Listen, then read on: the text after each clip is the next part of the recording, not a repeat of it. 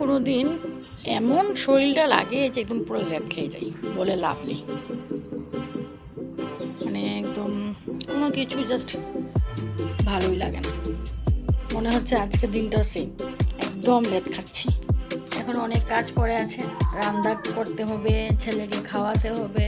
বাপ রে বাপ, ঘরে থেকে কি করা হয় সেটা সবাই বলে না, কিন্তু একবার যদি বুঝতে পারা যায় যে অ্যাকচুয়ালি আমরা কী কী করি, তারপরে দেখবে যে সবাই যে অ্যাকচুয়ালি বহুত কাজ থাকে, কাজের কোনো শেষই থাকে না।